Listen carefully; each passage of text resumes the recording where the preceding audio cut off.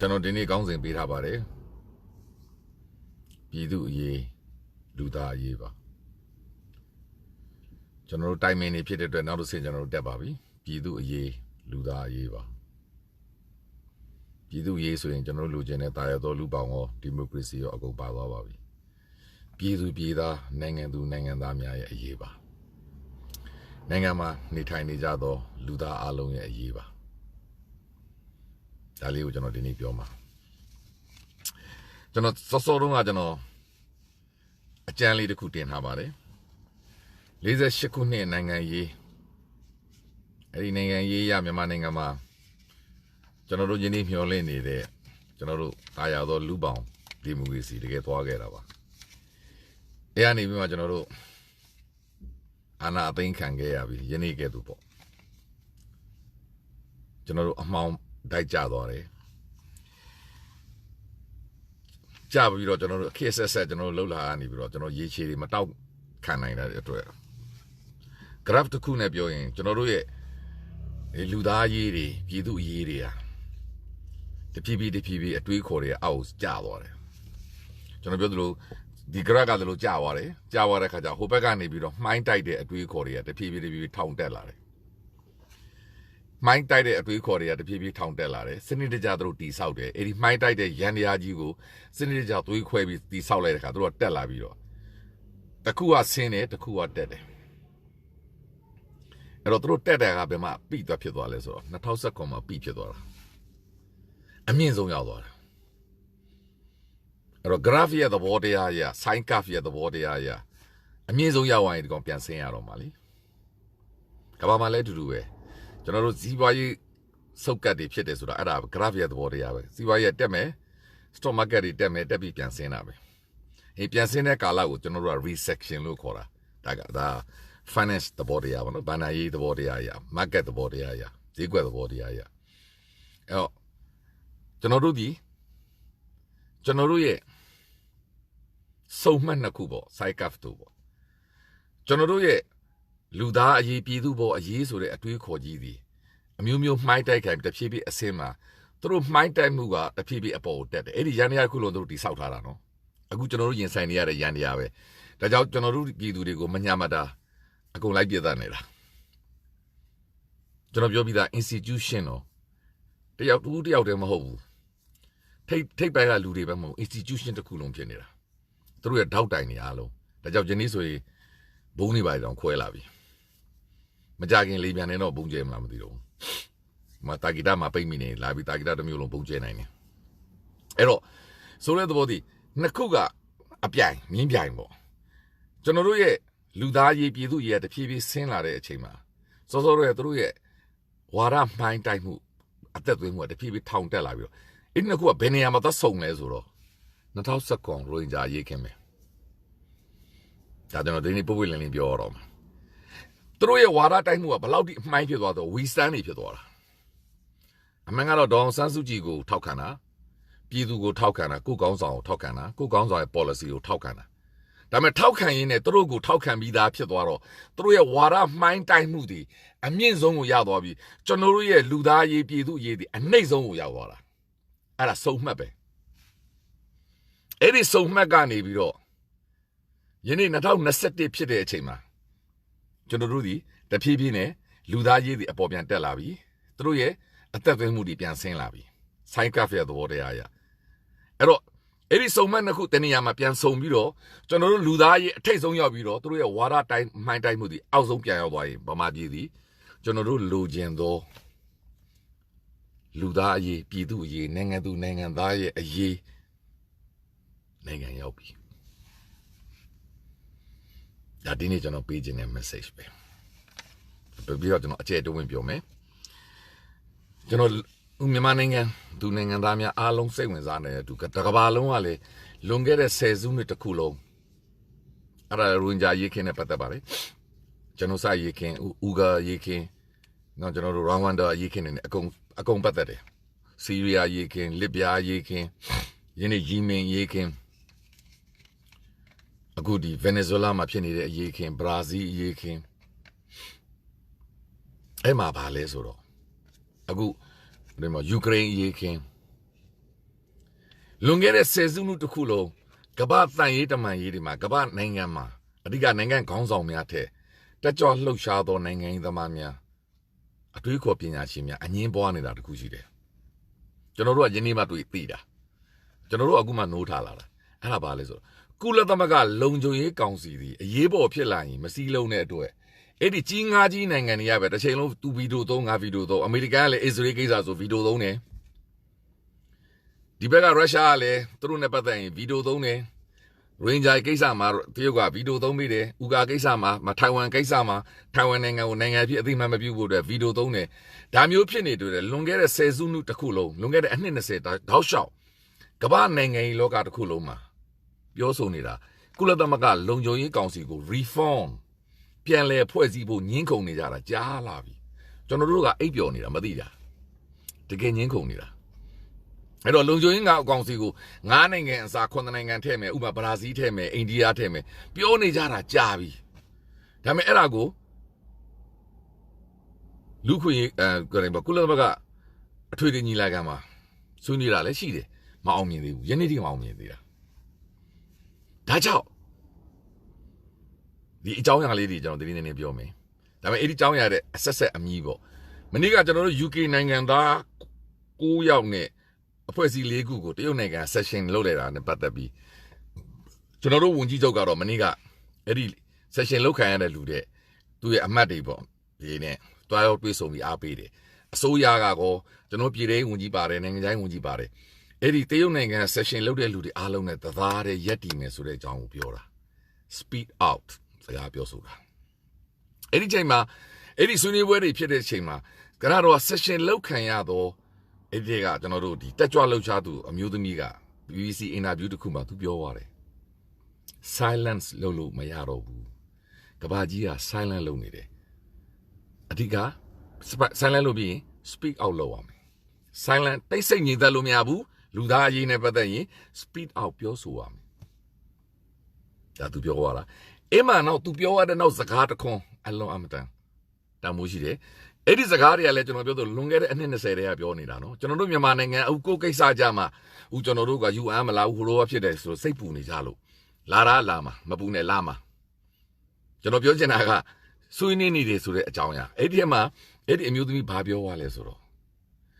Di Lumio Tapiamudi, di crying against whom in the DD. Now ethnic cleansing look, I saw you, the Kabajima, Suni Nijara Jalavi. Ruinja Kaisa Mafikin, Rwanda Kaisariga, Kabajia, Kaba Gongs onlyga, Piechima, to sit down if you told the boy, Bamalubio, this is the Lugaracama. Through Piojara in Yaji, Marukabaji, Makawe Namu, Maruma in Arishi, than in Garuri, Manjire to it. Rwanda Maluritana Jirakami. Bosniama, Takamiambi. Kajo, Ruinja Kaisa, Pila Kajo, Maru, Edisi Madu, Edisi Ganaro, Saranto Davidano, Marukabajia, Gongs onlyga, Supombi, Lojame, he Lady Bo.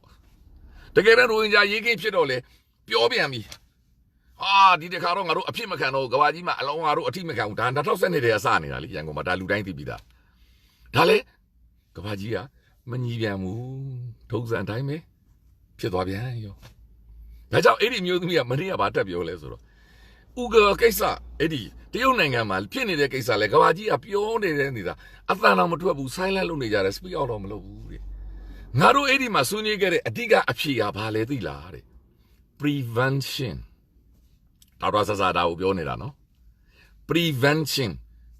Piedago, Lacanidamo, Mapia Jotin Carguebo, the Ubidi Totara, so that the body are to be. Response where to protect. Tabime, Minokabajia, pure beyond Uga prevention low adom a chain, to Aroda, Uga Kisa, your body, Mamma Pino Masai. Dame do Topiare. A goody Gabaji and Bani Devu. Prevention low neither, Ugari Aloma, Candema Goyonibi. Brainwash it go lonely. And I go longer than any day. See, and BBC do a COVID, the Reno to Yayara. Eddie Winlow Miao, Ubemanang and my Peter that Eddie through Cam Lotare, the brainwash Lotare, the more. Should as a can of Hamu Bobia, Olubiome. Hello, Niago. Eddie Pino, train out or a chicharro Miao, and I'll taxi သမားတွေပုံစံနဲ့ရိုးရိုး tourist ပုံစံနဲ့ခိုးပြီးတော့သူတို့ဓာတ်ပုံခိုးရိုက်ရတယ်သူတို့ကားပေါ်ကနေအဲ့ကဘာကြီးကိုချပြနေတာကြာပြီဒါပေမဲ့ကဘာကောင်းဆောင်များကောကောင်းဆောင်များတွေသူတို့ရဲ့အကျိုးစီးပွားတွေနဲ့ပါဇက်တွေပိတ်ထားပြီးတော့ silence speak out မလုပ်ဘူးအခုမှဂျိုးဘိုင်ဒန်တက်လာမှစ speak out လုပ်တာအဲ့တော့ဒါတွေအားလုံးဒီဆက်ဆက်မှုရှိနေတယ်ဒါကြောင့်ကျွန်တော်ဆက်မယ်နောက်တစ်ခုခေါင်းဆောင်နောက်ခေါင်းစဉ်တစ်ခုကျွန်တော်ပေးထားတယ်လူချင်းကောက်စီပြီးတော့နောက်ခေါင်းစဉ်တစ်ခုဒီနေ့ကျွန်တော်ဒီနေ့ဝေးဝေးဆာဆာပြောစရာလေးတွေရှိတယ်တတ်တမန်ကိစ္စမနေ့တော့ကကျွန်တော်တို့သူတို့အခမ်းအနားကိုလာပြီးတော့ဘက်တော်သားပေါ့ကျွန်တော်တို့ရဲ့ဘက်တော်သားဘယ်သူလဲဆိုဥက္ကဋ္ဌမှာရှင်းရှင်းထပ်ပေါ်ပြန်ပြီသူတို့ဘက်ကဘယ်သူလာတယ်ရုရှားလာတယ်တရုတ်လာတယ်ထိုင်းလန်လာတယ်လာအိုလာတယ်ဗီယက်နမ်လာတယ်ထားတော့ဒါတွေကလာမယ်လူတိုင်းသိပြီးသားပြီးတော့သူကတော့ရုရှားကိုချီးကျူးပြီးအောင်ပြောသွားသေးတယ်ထားတော့ဒါလဲကဘာကြီးကသိသွားတာပေါ့နော်ကျွန်တော်တို့ကသိထားတာကြာပြီဒါပေမဲ့ကဘာကြီးကသိသွားတယ်မနေ့က BBC သတင်းမှာလည်းအဲ့ဒီကိစ္စထည့်ပြောသွားတယ်ရုရှားတော့သူတို့ကချီးကျူးသွားတယ်ထားတော့ကျွန်တော်ပြောချင်တဲ့၃နိုင်ငံရှိတယ်ဒါပေမဲ့တနိုင်ငံနဲ့ဖြစ်ခဲ့တယ်ကျွန်တော်ရဲ့မူရင်းဇာတိအိန္ဒိယတို့ရဲ့၃နိုင်ငံအိန္ဒိယဘင်္ဂလားဒေ့ရှ်ပါကစ္စတန်ဒါကျွန်တော်တို့အဖိုးတွေကသူတို့၃နိုင်ငံမကွဲခင်တည်းကဗမာပြည်ကို migrate လုပ်လာတော့ဗောဗျာဒါကြောင့်ကျွန်တော်၃နိုင်ငံလို့ကျွန်တော်ကပြောတာကျွန်တော်ရုပ်ရင်ကြည့်ရင်လည်းသိတာကြီးဒီတွေးပါနေတိုင်းအဲ့တော့အဲ့ဒီ၃နိုင်ငံကမနေ့ကလာတယ်ခင်ဗျာအဲ့ဒါကြောင့်ကျွန်တော်ပြောတာအဲ့ဒီ၃နိုင်ငံမှာလဲကျွန်တော်ပြောသလိုလူသားရေးသူတို့မှမရှိသေးဘူးပြည်သူအရေးဆိုတာမရှိသေးဘူးအခုကျွန်တော်တို့ဘက်ကပါတဲ့တဲ့ငယ်အများစုလူသားအရေးရှိတဲ့နိုင်ငံပြည်သူအရေးရှိတဲ့နိုင်ငံကဘာမှကျွန်တော်အဲ့ဒါကြောင့်ခွဲပြနေရတဲ့ကျေလို့အဲ့ဒီ၃နိုင်ငံလုံးဒီဟိုမရောက်ဒီမြောက်အခုထိဖြစ်နေတော့ဟိုမရောက်ဒီမြောက်ဒီမိုကရေစီကဘာလူကြီးအများဆုံးဒီမိုကရေစီနိုင်ငံလို့ပြောတဲ့အိန္ဒိယဒီဒီမိုကရေစီအစ်စ်ကိုမရောက်သေးဘူးပါကစ္စတန်နိုင်ငံဝေးဘင်္ဂလားဒေ့ရှ်ဝေးဒီမိုကရေစီကိုလှုပ်ရှားနေတဲ့နိုင်ငံကျန်တာတော့ကျွန်တော်မပြောချင်ဘူးဒါကျန်တဲ့ဟာတွေက sensitive issue တွေဖြစ်တဲ့အတွက်ဒါပေမဲ့ကျွန်တော်ပြောချင်တာက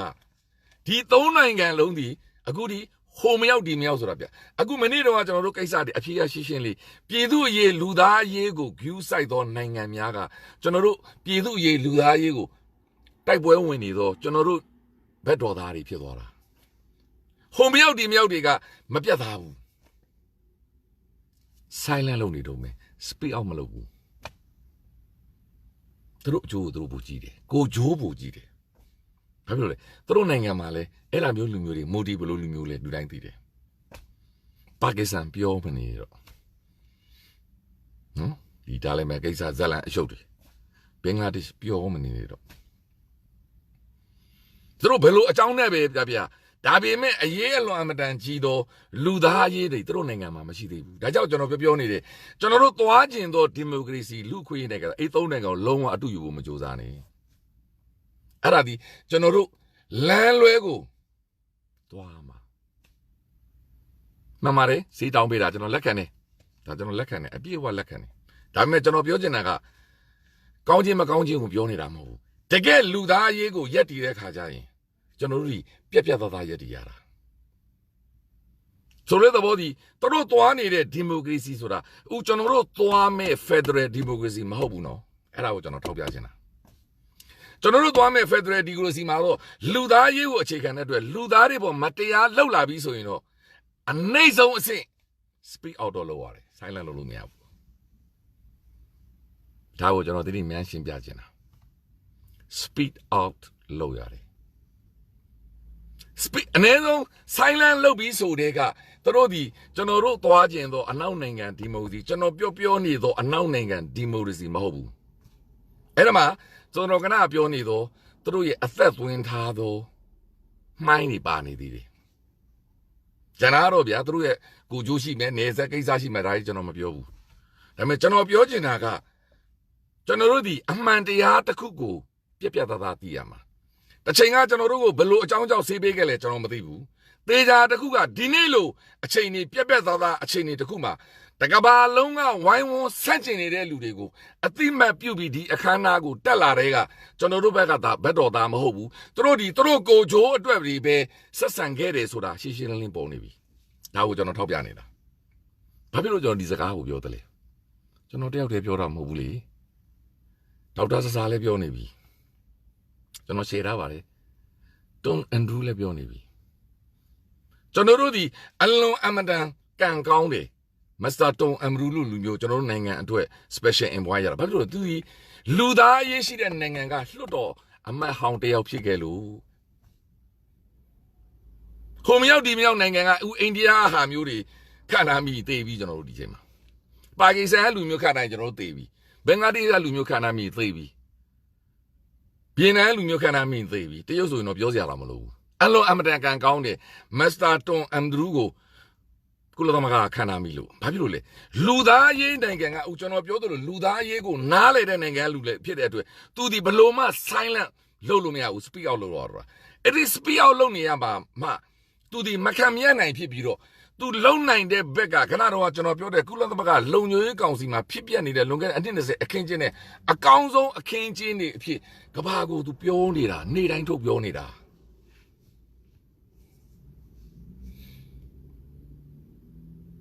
နေ့တိုင်းသူထုတ်ပြောနေတာ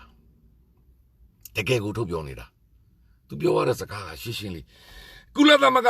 လုံခြုံရေးကောင်စီဆိုတာဒီလိုကိစ္စတွေဖြေရှင်းမှုအတွက်ဖွဲ့စည်းထားတာတဲ့ဒီနေ့ကျွန်တော်တို့မမပြည်သူကိုစားသူပြောပေးတာနော်ဒီလိုကိစ္စတွေဖြေရှင်းတော့ဒီလိုကိစ္စတွေမှမဖြေရှင်းဒီကုလသမဂ္ဂလုံခြုံရေးကောင်စီကဘာတိပဲရှိတော့မှလေတဲ့ရတယ်တဲ့မလို့တရုတ်နဲ့ရုရှားကပိတ်မယ်ငါတို့လည်းသိတယ်ဒါဆိုရင်တော့ခဏတုန်းကစုနေတော့တခြားကျွန်တော်တို့ကိုထောက်ခံတဲ့နိုင်ငံတွေကစုပြီးတော့သူကဘာတောင်းဆိုနေလဲသိလားအရေးပေါ် emergency အစည်းအဝေးတစ်ခုခေါ်ခိုင်းနေတာနိုင်ငံတွေကိုဗမာပြည်အရေးကိစ္စအတွက်မြန်မာပြည်အရေးကိုထောက်ခံတော့ကမ္ဘာခေါင်းဆောင်များကိုအရေးပေါ်အစည်းအဝေးတစ်ခုသူခေါ်ခိုင်းနေတာဆိုတဲ့သဘောဒီလုံခြုံရေးကောင်စီကို neglect လုပ်တော့မှာကျွန်တော်တို့နာဂစ်တုံးကလည်းဖြစ်ထားဘူးတယ်လေအရေးပေါ်အဲ့လိုခေါ်ပြီးကျွန်တော်တို့ကူညီပြီးတော့အမေရိကန်နောက်ဆုံးလာပြီးတော့ပစ္စည်းတွေလာပေးတာလေဒီသဘောပဲအခုသူအဲ့ဒီလမ်းကြောင်းကိုသွားနေပြီအရေးပေါ်ကျွန်တော်တို့နိုင်ငံကိုထောက်ခံတော့ကျွန်တော်တို့အရေးကိုထောက်ခံတဲ့နိုင်ငံတွေစီဝေးခေါ်ပြီးတော့ CDM movement နဲ့အတူ CDM movement အားရှိဖို့အတွက်အဲ့ဒီတစ်ဖက်ကလူများရတဲ့ဝင်ငွေတွေအားလုံးအဲ့ဒီအရေးပေါ်ညီလာခံတွေတညီတညွတ်တဲ့သူတို့ဝင်ငွေတွေကိုဖြတ်ပြီးကျွန်တော်တို့ပြည်သူတွေကနေလူယူထားတဲ့ပတ်စံတွေနဲ့သူတို့ဆက်ပြီးတော့ဒီလက်နက်တွေဝယ်ပြီးကျွန်တော်တို့ကိုတတ်နေတာကိုရက်တန့်ဖို့အတွက်သူကတောင်းဆိုနေတာအခုကျွန်တော်တို့ပြည်သူတွေအားမလို့အားမရတွေဖြစ်နေတာသူကကိုကူစားတကယ်ကိုပြောပေးနေတာရှင်းရောတကယ်ပြောပေးနေတာကျွန်တော်ပြောတာစကားကဘာမှအထိမရောက်ဘူးကျွန်တော်ကသူတို့ပြောတာကိုရှင်းပြပေးနေသူကတကယ်ကိုပြောနေတာတကယ်ကိုကဘာမှာ fight ပြီးနေတာဘာဖြစ်လို့လဲလူသားရေးကိုနားလေတော့ပြည်သူအရေးကိုနားလေတော့နိုင်ငံကလာပြီးအဲ့နိုင်ငံလွတ်တော်မှဖြစ်ပြီးကမ္ဘာနိုင်ငံရေးအမေရိကန်နိုင်ငံရေးကိုကောင်းကောင်းနားလေတယ်လူအမေရိကန်လွတ်တော်မှဟောင်းမိန်းပြည်နေရလို့ပြောတယ်ဒါတော့ကျွန်တော်မသိပါဘူးဟိုတရင်ကဗီဒီယိုရပြောလို့ကျွန်တော်လည်းသိတာအမေရိကန်နိုင်ငံရေးကိုနားလေတယ်လွတ်တော်ကိုဆိုတာကမ္ဘာနိုင်ငံရေးကောင်းအောင်နားလေတယ်ဘာလို့အမေရိကန်နိုင်ငံဆိုတာကမ္ဘာကိုအုပ်ချုပ်နေတာကျွန်တော်တို့ရဲ့စံနာတွေကျွန်တော်တို့မတရားဖြစ်နေတဲ့ခါကျကျွန်တော်တို့ကချက်ချင်းလာပြီးချက်ချင်းလှုပ်စေခြင်းတယ်ဒါကျွန်တော်တို့ရဲ့စံနာတွေဘာဖြစ်လို့ကျွန်တော်တို့ရဲ့လူသားအသက်တွေတယောက်ချင်းဆုံးရှုံးမှုတွေကျွန်တော်လည်းမျက်ရည်ကြတာပဲကျွန်တော်ပြောပြတာလေကျွန်တော် emotion မပါခြင်းလို့ကျွန်တော်မနေ့ကဆိုသိစကားမပြောတာဒီနေ့ကျွန်တော်စိတ်ကိုဖြေထားတယ် emotion မပါခြင်းလို့ဒါပေမဲ့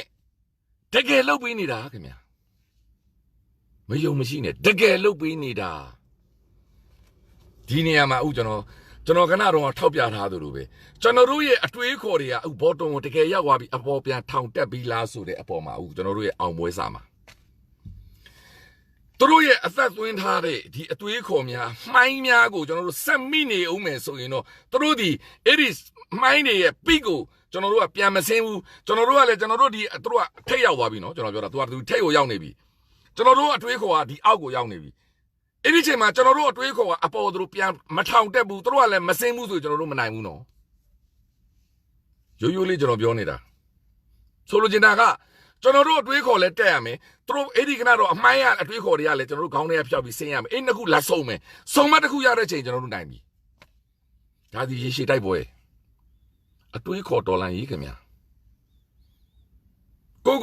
တတ်နေတာမဟုတ်ဘူးကျွန်တော်တို့ရဲ့အတွေးခေါ်တွေကျွန်တော်တို့ရဲ့ယူကြည်ချက်တွေကျွန်တော်တို့ရဲ့လူသားရေးတွေကျွန်တော်တို့ရဲ့ပြည်သူတွေရဲ့အခွင့်အရေးတွေကိုပိတ်ပင်နေတာဘယ်လိုပိတ်ပင်မှာလဲအခုပဲကြည်လွတ်လပ်စွာပြောလို့မရတော့ဘူးလွတ်လပ်စွာထွက်လို့မရဘူးလွတ်လပ်စွာဈေးဝယ်လို့မရတော့ဘာဖြစ်လို့လဲ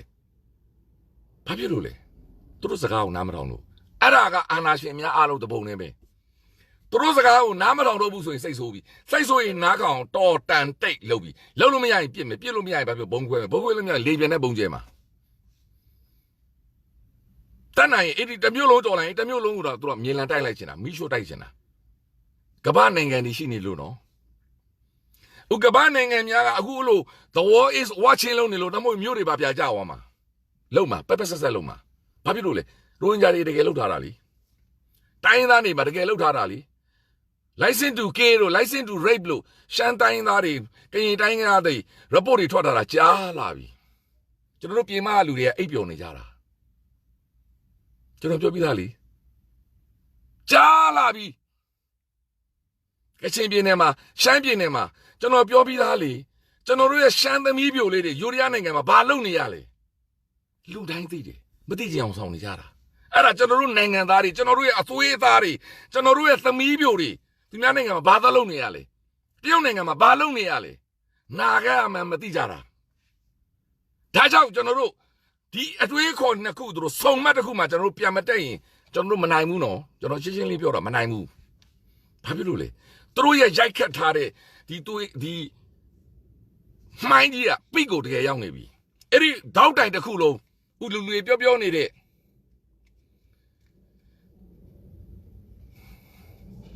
ဒလန်နေပေါ့ဆိုရတဲ့ဘောဒီကျွန်တော်တို့လမ်းမှန်ကိုသွားနေပြီသို့တော့အဲ့ဒီလမ်းမှန်ကိုကျွန်တော်တို့ရင်ဆိုင်ဖို့အတွက်သူတို့မှာအလွန်အမတန်ကြီးမားတဲ့ဒီမှိုင်းကြီးတစ်ခုရှိတယ်အလွန်အမတန်အဆိုင်တစ်ခုကိုကျွန်တော်တို့ဖြိုသွားတော့မှာအဲ့လောက်လွယ်လွယ်နဲ့ပြိုသွားရင်ကမ္ဘာမှာရုရှားနိုင်ငံပြိုသွားတာကြားလာပြီကွန်မြူနစ်စနစ်ပြိုသွားတာကြားလာပြီအီရန်မှာပြိုသွားတာအဲ့လောက်မလွယ်ဘူးလေမလွယ်လို့တရုတ်နိုင်ငံနဲ့တရုတ်ပြည်သူတွေခွဲပြီးပြင်မှာမလို့လို့ပေါ့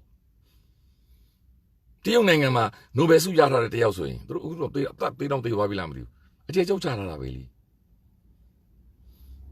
ရှင်းနေပဲလေတကယ်မြန်မာနိုင်ငံသမားလိုပဲတရုတ်နိုင်ငံမှာအသံထွက်တဲ့ပါမုခတယောက်လေသူတို့အသံပိတ်လိုက်တာပဲလေရုရှားနိုင်ငံဆိုပြောစရာတော့မရှိဘူးလက်ရှိကိုပြတ်ထားတာအီရန်မှာပြောစရာမရှိဘူးမြောက်ကိုရီးယားအသံတော့မထွက်ရဘူးတော်တန်တိတ်ဆိုတာမြောက်ကိုရီးယားမှာတကယ်လောက်ထားတာဒါကြောင့်ကမ္ဘာနိုင်ငံရေးဝေဖန်တဲ့လူတွေကမြောက်ကိုရီးယားနိုင်ငံဦးကျွန်တော်တို့နိုင်ငံလိုလမ်းပေါ်မှာတယောက်နဲ့ယောက်ထွက်လာဖို့ကိုမျှော်လင့်နေတာဘလို့မှမထွက်ဘူးမထွက်တော့ဘာလို့ရလဲတောင်ကိုရီးယားလူတွေနေဆက်မှာသွားဦးကျွန်တော်တို့သုံးနေတဲ့မိုးပြန်ဘူပေါင်းတွေနဲ့ကံပိတ်တွေတက်လို့ရတာအသံထွက်စေခြင်းလို့တယောက်မှအသံမထွက်အောင်တော်တန်တိတ်လောက်ထားတာအဲ့ဒါမြောက်ကိုရီးယားပဲဆိုလိုချင်တာကအကြမ်းမဖက်တဲ့ငြိမ်းချမ်းရေးလုပ်ငန်းစဉ်ဆိုတာဒါကိုပြောတာ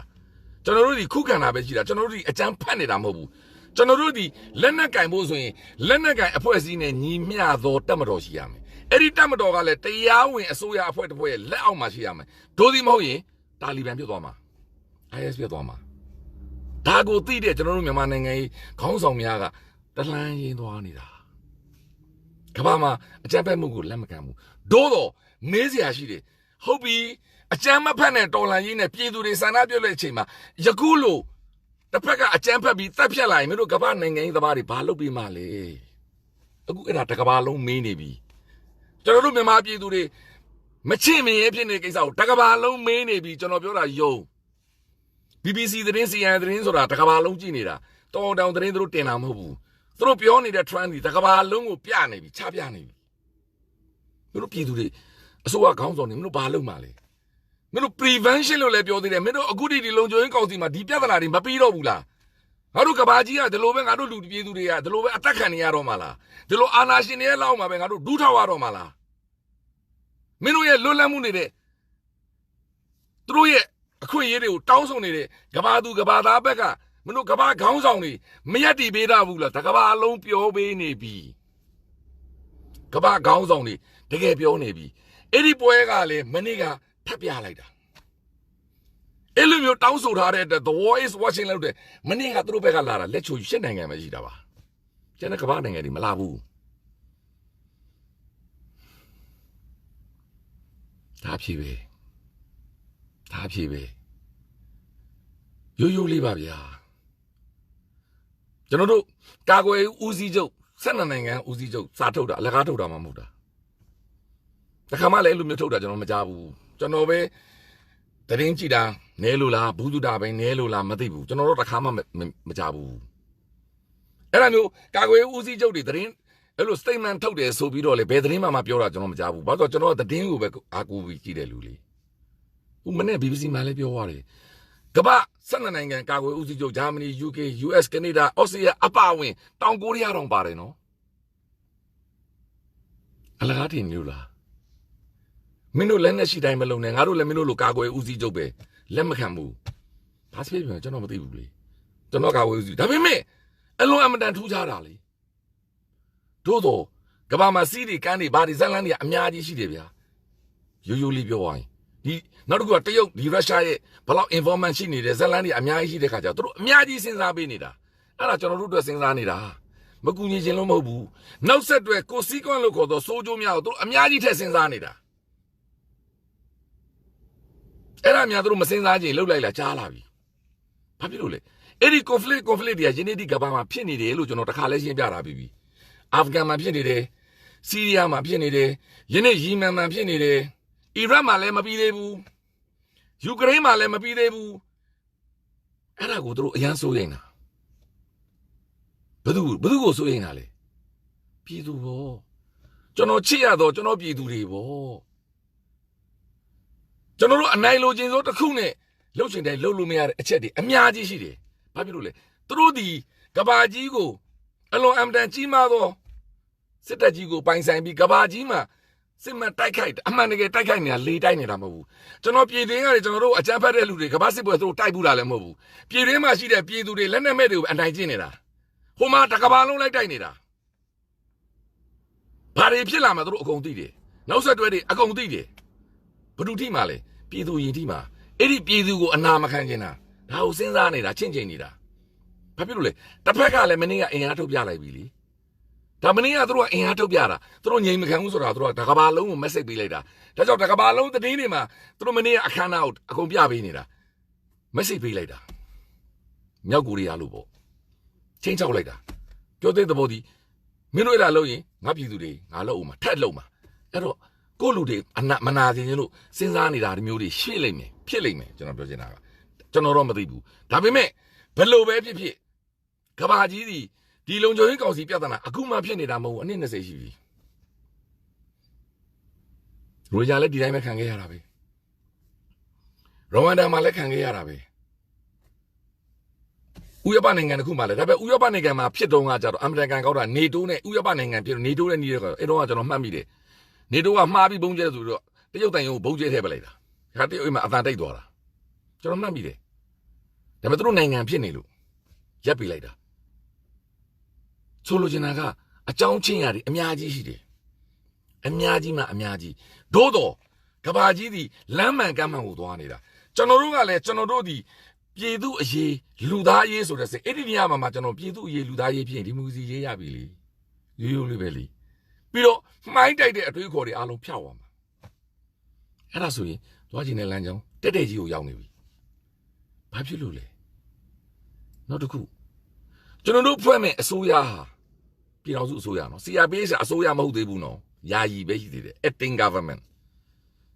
တကဘာလုံးအသိမှတ်ပြုဖို့လိုတာတကဘာလုံးအသိမှတ်ပြုဖို့အတွက် CRPH မှာပြည်သူ mandate ရထားတဲ့ပြည်သူတွေနဲ့တခြားတိုင်းရင်းသားတွေနဲ့စီးလုံးညွှန်းစွာနဲ့အစိုးရတခုဖွဲ့ရမှာအဲ့ဒီအစိုးရကိုမှတရားဝင်အနောက်နိုင်ငံကြီးများကအသိမှတ်ပြုလိုက်မယ်အသိမှတ်ပြုပြီးမှသာကလားအဲ့ဒီအစိုးရရဲ့တောင်းဆိုမှုရသူတို့ဝင်ရောက်ဆွတ်ဖက်လိုက်မှာဒါလို့သွားတာကဘာကြီးကအဲ့ဒီအစိုးရဖြစ်လာရင်အစိုးရတည်းဖြစ်တဲ့အတွက်သူ့ပြည်သူကိုကာကွယ်ဖို့အတွက်တပ်မတော်တစ်ခုလိုလာပြီအဲ့ဒီတော့ပဲဖြစ်မယ်ဖက်ဒရယ်တပ်မတော်ဖြစ်လာမှာအဲ့ဒါဆိုရင်အဲ့ဒီအစိုးရရဲ့တရားဝင် တောင်းဆိုမှုအရာအဲ့တရားဝင်တတ်မတော်နဲ့အတူအကူအညီပေးမှုတရုတ်ကလည်းတစ်ဖက်ကအကြမ်းဖက်အုပ်စုကိုကူညီနေသလိုရုရှားကလည်းကူညီသလိုကျွန်တော်တို့ပေါ်လာမဲ့ကျွန်တော်တို့ရဲ့တရားဝင်အစိုးရနဲ့တရားဝင်ကျွန်တော်တို့ရဲ့ဖက်ဒရယ်တပ်မတော်ပြည်ထောင်စုတပ်မတော်ကြီးကိုအဲ့ဒီအချိန်ကျမှအနောက်နိုင်ငံတွေကလည်းကျွန်တော်တို့တရားဝင်အစိုးရရဲ့တောင်းဆိုမှုရပေါ်ပေါ်တင်တင်ထောက်ပံ့လို့ရမှာပေါ်ပေါ်တင်တင်လက်နဲ့ရောင်းလို့ရမှာဒီလိုသွားမှာတို့ဒီမဟုတ်ရင်ခိုးကြောက်ခိုးဝဲနဲ့ကျွန်တော်တို့ဒီ illegitimate ဖြစ်သွားပြီကျွန်တော်တို့ဒီအကြမ်းဖက်ဖြစ်သွားမှာပေါ့အကြမ်းဖက်ကိုအကြမ်းဖက်နဲ့တိုက်လို့မရဘူးအကြမ်းဖက်သမားကိုတရားဝင်နည်းနဲ့တိုက်မှာအဲ့ဒီအတွက်ကျွန်တော်တို့ဒီဟာကိုစောင့်နေတာအဲ့ဒီအတွက်ကျွန်တော်တို့ရဲ့နိုင်ငံရေးကောင်းဆောင်များအားလုံးစူးစမ်းနေတာအဲ့ဒီအတွက်ပြင်ဆင်နေတာအချိန်ယူနေရတာဒါကိုကျွန်တော်ဒီနေ့တင်ပြချင်တာ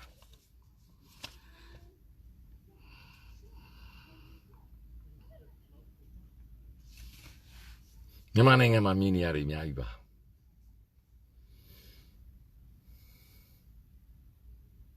မြန်မာနိုင်ငံမှာတောတောင်ရင်းမြေတွေအများကြီးပါအဲ့ဒီအကြမ်းဖက်သမားတွေကမြန်မာနိုင်ငံမှာရှိတဲ့ရေမြေအားလုံးကိုသူတို့မစိုးမိုးနိုင်သေးပါဘူးသူတို့မှအဲ့လောက်ရေချင်းမရှိပါဘူးတေချာစဉ်းစားကြည့်ပါသူတို့မစိုးမိုးနိုင်တဲ့ရေမြေတွေကိုကျွန်တော်တို့အရင်စိုးမိုးရမှာဒါကြောင့်မြန်ရင်လည်းမြန်သွားမယ်မမြန်ရင်လည်းကြာမှာကျွန်တော်ပြောတော့ရိုးလေးနော်မြန်ရင်လည်းတစ်ချက်တည်းပြတ်မယ်ဒါကြောင့်မက်ဆာတွန်အွန်ဒရူကတကဘာလုံးအတိုင်းအတာနဲ့ emergency summit တခုအရေးပေါ်ညီလာခံတခုခေါ်ခိုင်းနေတာအဲ့မှာကျွန်တော်တို့ကိုထောက်ခံတဲ့နိုင်ငံတွေလာမယ်သူတို့အဲ့မှာဘုံဆုံးပြတ်မယ်ဘုံအေးအေးယူမှုတွေလုပ်မယ်သူတို့ရဲ့ဝင်ငွေအသက်သွေးကြောအားလုံးသူတို့ရမယ့်ပတ်စံတွေဝင်ငွေတွေအကုန်လုံးဖြတ်မယ်ပြီးတော့ကျွန်တော်တို့တရားဝင်အစိုးရပေါ်မယ်ကျွန်တော်တို့တရားဝင်အစိုးရကိုသူတို့ကအသိမှတ်ပြုမယ်အသိမှတ်ပြုပြီးတဲ့အခါမှာတရားဝင်အစိုးရကနေသူတို့အကူအညီတရားဝင်တောင်းမယ်အဲ့ဒီအချိန်မှာတရားဝင်အစိုးရရဲ့ခေါင်းဆောင်သမရဒို့မဟုတ်ဘူးတရားရောက်ကနေပြီးတော့ကျွန်တော်တို့ဝန်ကြီးချုပ်နဲ့တရားဝင်ပြောမယ်အမေရိကန်သမ္မတဂျိုးဘိုင်ဒန်နဲ့တရားဝင်ပြောမှာဒီလိုသွားမှာဘာဖြစ်လို့လဲကျွန်တော်တို့ဒီလူသားအရေးပြည်သူအရေးကိုလုံနေတဲ့နိုင်ငံတွေဖြစ်ဒီနိုင်ငံတွေမှာရှိတဲ့အစိုးရတွေကအာဏာရှင်မဟုတ်ဘူးသူ့မှာနိုင်ငံရေးပါတီရှိတယ်သူ့မှာလည်းသူ့ရဲ့စီမီစီကသူ့မှာသူ့ပြည်သူတွေရှိတယ်သူ့မဲဆန္ဒရှင်တွေရှိနေတယ်တရားမဝင်အဖွဲ့အစည်းနဲ့အဲ့လိုဆက်ဆံတာကိုသူ့ပြည်သူကလက်မခံဘူးအထူးသဖြင့်အတိုက်ခံပါတီတွေကတိုက်ခိုက်လိမ့်မယ်အဲ့ဒါနဲ့သူတို့ကကိုကြိုးရှာသွားပြီးတော့ရွေးကောက်ပွဲမှာအနိုင်လုပ်သွားလိမ့်မယ်ဒါတွေအားလုံးကိုချင်းချင်းနေရတာအဓိကဒါကြောင့်ကျွန်တော်ပြောနေတာပြည်တွင်းအင်အားဒီပြည်တွင်းမှာရှိတာကိုပြည်တွင်းကနေမစည်းလုံးပဲဒီအစိုးရတစ်ခုကြီးမပေါ်နိုင်ဘူးဒီဖက်ဒရယ်နိုင်တောက်စာကြီးမပေါ်နိုင်ပဲနဲ့ကဘာကဘာမှလုပ်ပေးလို့မရဘူးတရားဝင်နီးလန်းရကျွန်တော်တို့ဒီတရုတ်လိုမျိုးရုရှားလိုမျိုးအိန္ဒိယလိုမျိုးအောက်ကနေခိုးကြောက်ခိုးဝဲမလုပ်ဘူးပေါ်တင်လုံးမှာဒါဒီပွင့်လင်းသောနိုင်ငံကျွန်တော်နေနေတာပေါ်တင်လုံးမှာဖြစ်တဲ့ကျွန်တော်ဒီတရားဝင်ပေါ်တင်အစိုးရတစ်ခုလိုအပ်တယ်အဲ့ဒါကလည်းပြည်သူတွေအားလုံးပေးထားသော mandate ဖြစ်ရမယ်ဒါကြောင့်ကျွန်တော်ပြောပြသားလေတိုင်းရင်းသားတွေကြီးပဲအနှစ်60တိုက်တာမနိုင်တာသူတို့မှ legitimate မှမရှိတာတရားဝင်မှုမရှိဘူးပြည်သူတွေမဲပေးထားတာမဟုတ်ဘူးဒီတိုင်းသားကောင်းဆောင်တွေကကျွန်တော်တို့ဒီတရားဝင် NLD လွှတ်တော်ကိုယ်စားလှယ်များပြည်သူတွေ mandate တနိုင်ငံလုံးအတိုင်းအတာနဲ့ပေးထားတာအဲ့ဒီအဖွဲ့နဲ့နှစ်ဖွဲ့ပေါင်းပြီးအဲ့တရားဝင်အစိုးရနဲ့တရားဝင်ပြည်သူတွေရဲ့ပြည်သူအရေးနိုင်ငံသားအရေးပြည်သူတွေရဲ့ပါဝါပြည်သူတွေရဲ့အာဏာကိုပြည်သူတွေရဲ့အသိမှတ်ပြုတဲ့ရွေးချယ်ထားတဲ့စနစ်ကိုယုံကြည်ကြသောကျွန်တော်တို့ကိုအားပေးထောက်ခံမဲ့နိုင်ငံများကစီယုံပြီးတရားဝင်သူတို့အသိမှတ်ပြုလိုက်လိမ့်မယ်အသိမှတ်ပြုပြီးသွားမှာတရားဝင်အကူအညီတွေရမှာအဲ့ဒီတွေသူတို့ဒီအကူအညီတွေတောင်းနေတာဒါသွားနေတဲ့လမ်းကြောင်းအမှန်ဂျန်နဲ့ပြည်တွင်းမှာဥဆက်တက်လုပ်နေတာကျွန်တော်ပြောပြီးသားသူက influence ကျွန်တော်ဒီ influencer မဟုတ်ဘူးကျွန်တော်တော့သူလုပ်တာဒါပေမဲ့ကျွန်တော်ပြောချင်တာကကမ္ဘာရေးအရာကျွန်တော်တို့သွားနေတဲ့လမ်းကြောင်းအကုန်မှန်တယ်ကမ္ဘာမှာလည်းယနေ့ထိထောက်ခံနေတယ်ဝမ်းနေတာပေါ့ဗျာကျွန်တော်ဗမ်းမလိုက်တိုင်းပဲပြောမယ်ဒါပေမဲ့ပြည်သူတွေကတချို့ကမသိဘူးနားမလည်ဘူးထင်တယ်ဟုတ် sorry ကျွန်တော်အဲ့လိုမစော်ကားပါဘူး sorry တောင်းပန်ပါတယ်ကျွန်တော်ပြောချင်တာကဟိုလိုပြောမယ်သတိမထားမိတာလို့ထင်တယ်ကမ္ဘာမှာယနေ့ထိတချို့နိုင်ငံတွေပြဿနာအခုဒီမှာပြီးတဲ့အတွက်သတင်းတွေမှာတစ်ချိန်လုံးပြနေတာဒါပေမဲ့အဲ့ဒီသတင်းတွေလည်းမလာတော့ဘူးအခုကမ္ဘာသတင်းတွေမှာမမာပြည်အကြောင်းကိုနေ့တိုင်းပါနေတာနေ့တိုင်းပြနေတာနေ့တိုင်းပြနေတာပြရမှာတန်ပိုတွေတက်လာတာ အဲ့ဒါဘာဖြစ်လဲကျွန်တော်တို့ရဲ့ action reaction ပဲမနေ့ကဆိုရင်ဗိုလ်ချုပ်ကြီး USA ရဲ့ interview ပါပြောနေပြီဗိုလ်ချုပ် USA interview ကိုဒါတမင်ပြူတာဘာဖြစ်လို့လဲဒေါက်တာဆာဆာနဲ့စကိုင်းနျူးမှာလေဒေါက်တာဆာဆာကိုစကိုင်းနျူးသတင်းတောက်ကမေးတယ်မင်းတို့တွေရွေးစရာမရှိတော့ဘူးပြည်တွင်းစစ်ကိုဥတည်နေပြီလားဟောပေါ်တင်မေးပြီကျွန်တော်ပြောတော့တန်ဖို့နောက်တစ်ဆင့်တက်နေပြီရိုးရိုးသားသားဆန္ဒပြတာမဟုတ်တော့ဘူးပထမကျွန်တော်တို့ဒီရိုးသားသားဆန္ဒပြတယ်မကျင်တတ်လို့ကိုယ်သဘောထုတ်တယ်အဲ့ဒီချိန်မှာသူတို့ကလည်းဟာပြည်သူကိုအေးစေးမိသားကားနဲ့ရေပတ်တယ်ကမ္ဘာစံချိန်စံညုံနဲ့နီအဲ့ကနေမဟုတ်ဘူးတဖြည်းဖြည်းပြစ်တယ်ဟာပြစ်တဲ့ခါကျရာဘာကြီးစံနဲ့ပြစ်တာပါမဟုတ်ပါဘူးသွားတယ်ပြည်သူကလည်းဆက်တက်တယ်နောက်ဆုံးကြတော့စနိုက်ပါနဲ့ပြစ်တယ်အဲ့ဒါမှမဟုတ်ဘူးဘယ်လောက်ထိသူတို့ကထက်ဆိုးလာတယ်ပေါ်တင် MRTV မှာနှစ်ဖူးကိုပြစ်မယ်ဘိုက်နောက်ကျော်ပေါက်မယ်ဆိုပေါ်တင်ကြီးညာလိုက်တယ်အဲ့တော့ကဘာဒိန်းဆိုသတင်းတွေမှာပြလိုက်တာမင်းတို့ငကိုတော့ကတော့တစစ်လာတယ်ဆိုတယ်အခုကျတော့အလမ်းမော်ပြန်ဆန္ဒပြမယ်ပြည်သူတွေကိုနှစ်ဖူးတက်တဲ့ကိုပြစ်မယ်ဆိုရင်မင်းတို့ရဲ့မီဒီယာကပါပြည်သူကိုချိန်ချောက်နေပြီဆိုတော့ကဘာတခါတည်းမိမောင်းထုတ်ပြလိုက်တာဆိုတဲ့သဘောဒီကန်းကုန်သွားပြီငကိုလို့ကျွန်တော်တို့ရေပတ်နဲ့ပြစ်တာပါကျွန်တော်တို့အေးအေးလောက်တာပါမဟုတ်တော့ဘူးပေါ်တင်ကဘာကိုချဲလန့်လို့ရတယ်မင်းတို့ထောက်ခံနေတဲ့ပြည်သူတွေအမေရိကန် UK ငါရဲ့ဘာတူလဲတရုတ်နဲ့ရုရှားအားနဲ့ငါတို့ကတော့ sorry ပဲထွက်လာကြည့်အကုန်လက်နှစ်ဖူးကိုပြတ်တတ်မှဆိုတခါတည်းစိတ်ခေါ်လိုက်တာအဲ့အတွက်လည်းကဘာလည်း okay ဆိုအဲ့ဒါပြပေးလိုက်တယ်ပြပေးပြီးတော့ပါလုပ်လိုက်တယ်ဒေါက်တာဆာကိုတန်းပြီးတော့တာပြည်တွင်းစစ်ကိုဥတည်နေပြီလားဒေါက်တာဆာလှပပဲဖြေသွားတယ်ဟုတ်တယ်သို့တော့အဲ့ဒါမျိုးမဖြစ်စေချင်တဲ့အတွက်ငါတို့မျိုးကဘာမှာရှိသောကဘာခေါင်းဆောင်များကိုငါတို့တန်ရေးတမန်ရေးနီးနဲ့ငါတို့မျိုးတောင်းပန်နေတာချပြနေတာကျွန်တော်ကပြောတော့ prevention လို့ဖို့အထူးသဖြင့်ဒေသသွင်းဆိုင်ရာနိုင်ငံများနဲ့ကဘာနိုင်ငံကြီးများကိုတောင်းပန်နေတာမင်းတို့မလုပ်ပေးနိုင်တော့ဘူးလားဖြစ်ပြီအဲ့ဒီချိန်ကျမှငါတို့အပြစ်လာမပြောနဲ့ဖြစ်ပြီအဲ့ဒီချိန်ကျရင်မင်းတို့ငါတို့အကူညီတော့ဆိုလိုချင်တာဒါပဲတဆင်ရင်သွားတာအဲ့လိုသွားတဲ့နေရာမှာလေမနေ့ကပဲကြည့်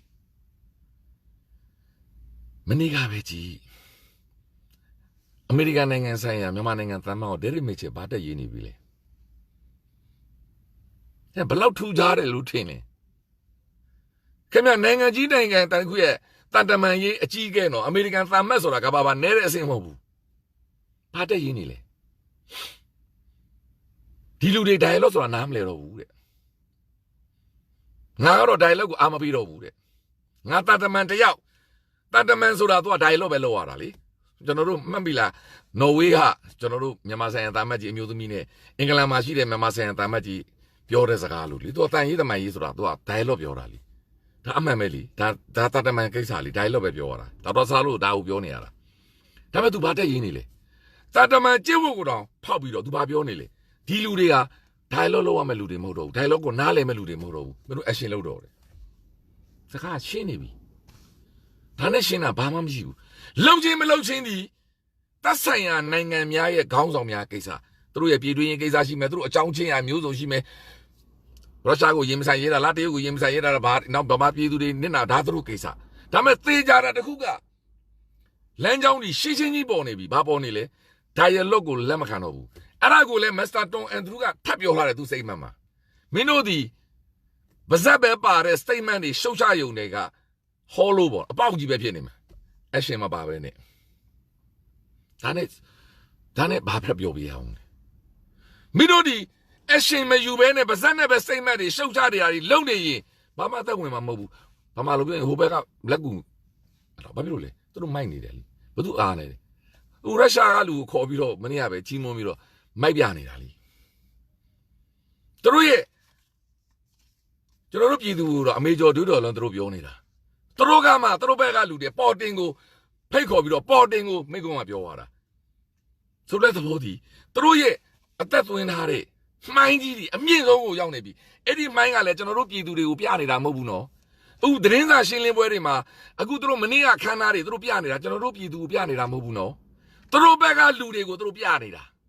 တို့ဘက်ကသူ့အောက်ကလူတွေကိုတို့စီးယုံနေတာကျွန်တော်တို့ကိုပြနေတာမဟုတ်ဘူးကျွန်တော်တို့ကြည်လားမကြည်လားသူဂူးကိုမဆိုင်တာတို့လူကိုတို့စီးယုံနေတာအဲ့ဒါမှသူ့ဘက်ကနေပြီးတော့ကျွန်တော်တို့ပြည်သူတွေကိုတတ်လို့ရအောင်တက်ရဲအောင်အားပေးနေတာဆိုလိုချင်တာကကျွန်တော်တို့ပြည်သူတွေကျွန်တော်ပြောပြီးသားနိုင်တာမှဟိုဘက်ကိုရောက်နေပြီတခုပဲကျွန်တော်တို့ကြံတော့တယ်သူတို့လက်နဲ့ရှိတဲ့အတွက်ကျွန်တော်တို့ဒီသူတို့ကိုလည်းဖြောင်းပြနေတာဘာဖြစ်လို့လဲပြည်သူလည်းမသွားခြင်းဘူးပြည်သူလည်းထိတ်တိုင်မလို့ခြင်းနေဘူး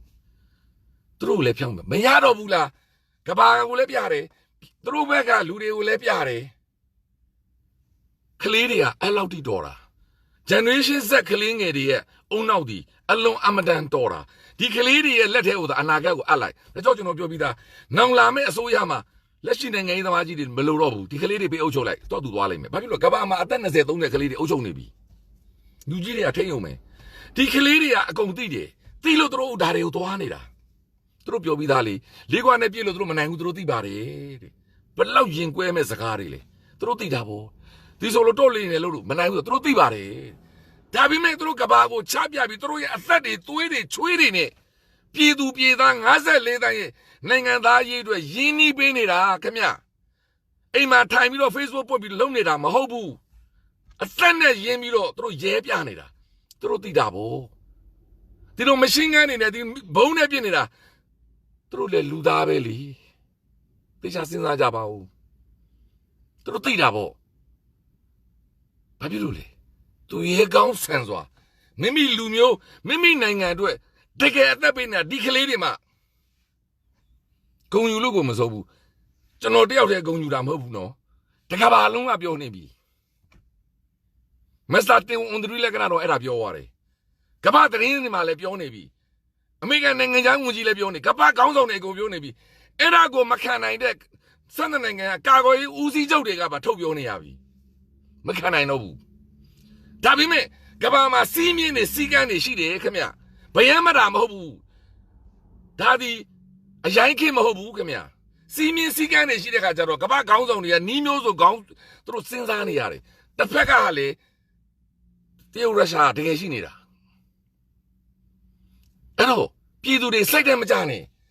ပြည်သူတွေကျွန်တော်တို့နိုင်ကုန်နိုင်မှာဒီပွဲစီနိုင်ကုန်နိုင်ရမှာမနိုင်လို့မရဘူးကျွန်တော်တို့အမြဲနိုင်မှာဘာဖြစ်လို့လဲကျွန်တော်တို့ကလေးတွေရဲ့အသက်တွေကျွန်တော်တို့ကလေးတွေရဲ့အတွေးခေါ်တွေက